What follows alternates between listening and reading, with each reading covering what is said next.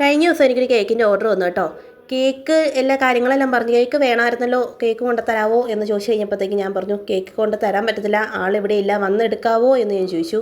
കഴിഞ്ഞ തവണ നിങ്ങൾ കൊണ്ട് തന്നതാണല്ലോ എന്ന് പറഞ്ഞു. ഞാൻ പറഞ്ഞു കഴിഞ്ഞ തവണ ആളുണ്ടായിരുന്നു, ഈ തവണ ആളില്ല, അതുകൊണ്ട് കൊണ്ടുതരാൻ പറ്റത്തില്ല എന്ന് പറഞ്ഞു.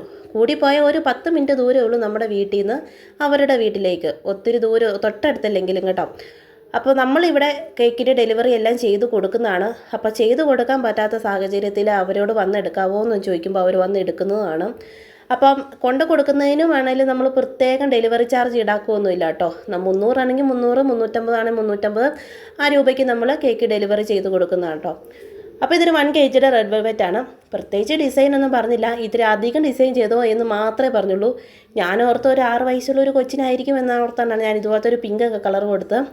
സത്യം പറഞ്ഞു കഴിഞ്ഞാൽ 6 വയസ്സുള്ള ഒരു കുഞ്ഞിനായിരുന്നു, പക്ഷേ അവൻ ചെറുക്കൻ കൊച്ചായിരുന്നു. അതറിയായിരുന്നു ഞാൻ വല്ല സ്പൈഡർമാൻ്റെ കേക്ക് ഉണ്ടാക്കി കൊടുത്തിട്ടുണ്ട് കേട്ടോ. അപ്പോൾ ഇതാണ് കേക്കിൻ്റെ ഫൈനൽ ലുക്ക്. വീഡിയോസ് ഇഷ്ടപ്പെട്ടാൽ ലൈക്ക് ചെയ്യുക, സബ്സ്ക്രൈബ് ചെയ്യുക കേട്ടോ.